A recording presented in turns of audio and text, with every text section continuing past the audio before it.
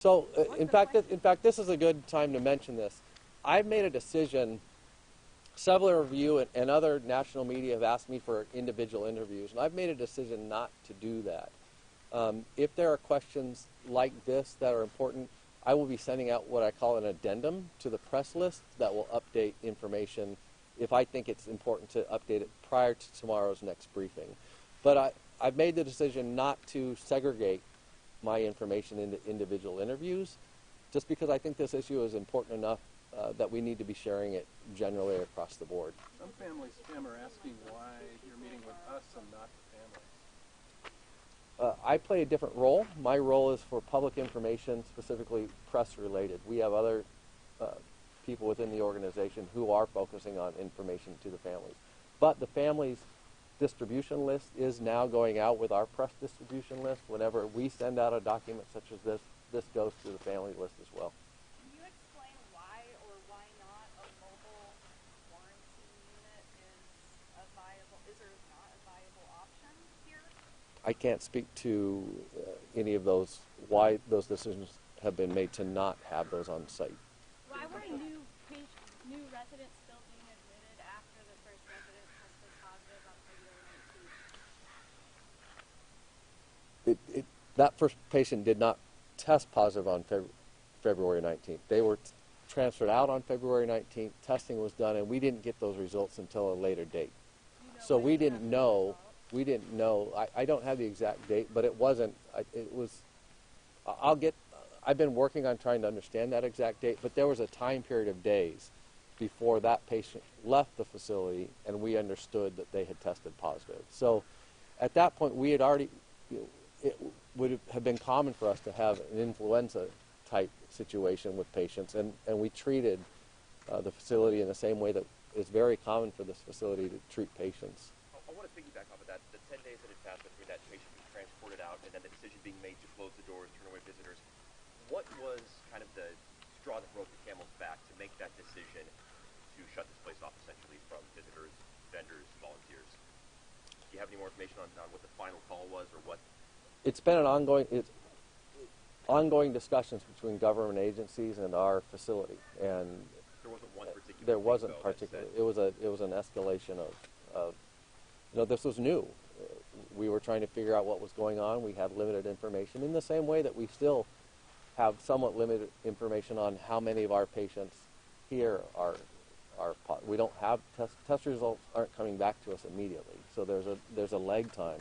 And that seems like it's getting shorter, but at the beginning, it was just a lack of information, understanding how soon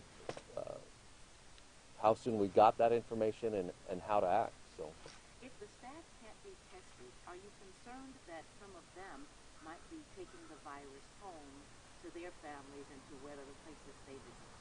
As I said yesterday, our staff are trained in generally, for example, related to influenza.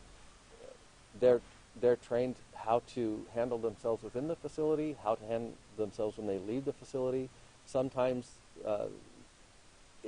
they understand that it's in their and their family's best interest that they sequester themselves in a bedroom. We expect our staff are following the same training guidelines that they've had previously. We are still in discussion with the CDC on if there are other measures that need to be taken in this specific instance with this specific virus, and that's an ongoing discussion. Have you established any different protocols as far as the transferring of garbage? For example, there was a recycle truck last Thursday during an interview that came and went. Is there anything unique about your? I can't speak to any changed procedures with garbage, but I can ask that question. I will ask that question and try and get an update.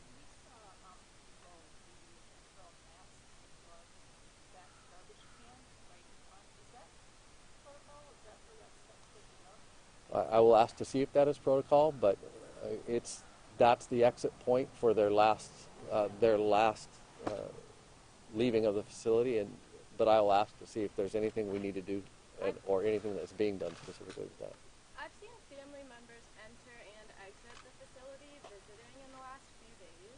So it doesn't seem like it's really locked down to visitors. It is locked down to visitors. I can't speak to each individual who may have different reasons why they have entered. But in general, it is locked down. Is it locked down? It's not locked down like a prison would be locked down, but we are not allowing non-essential employees or other visitors to enter the facility at this point. We're being told that different entities, churches and the like, are also delivering food and that sort of thing. Do you have any sense of how much of that is happening? It has been happening, and the staff has been very grateful for the support they are receiving from the community. In terms of numbers, I don't have any information on that. One more question, and I'm going to go. Do your staff members work in any other facilities in the area? Like, do they rotate, or do they go back and forth to do per diems at the hospitals?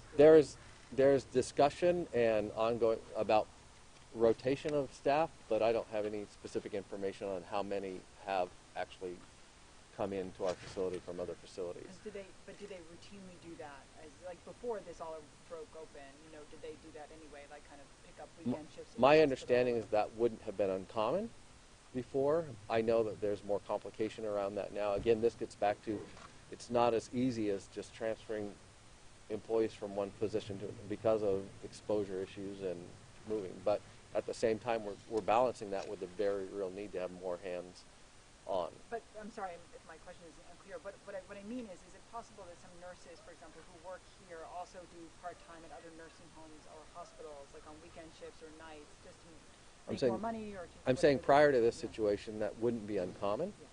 Yeah. I don't know. I don't have any specific numbers on what is happening with that now, but I will check and get an update on that. But I mean, is it possible that any of these other folks, are you guys looking at that as a way of this Absolutely. spread here, or? We're looking at any options possible to get more help within the facility. Tim, one last question from families, and that is, when are they going to be able to get in to see their family members in the home? I don't think that any decision has been made on that, and we are not in a position, as I say, while we're still in triage mode, we're not in a position to make any guarantees about specific dates. Okay, real quick, we got a tip yesterday that the director of nursing here resigned last week. Any truth to that? I've heard nothing about that, but I will follow up. So also, if you could get the number of people who've been coming in to help. Okay. The number of kids who get. Once again, press@lcca.com is the easiest way to reach me. As I said, I will likely not respond to individual requests for individual interviews. But if you think you have one or two questions that might be really important that I would then end up sharing with the whole group through addendums, please send those to that email address, and I'll do my best to respond. Thank you so much. Thank you. Thanks, Tim.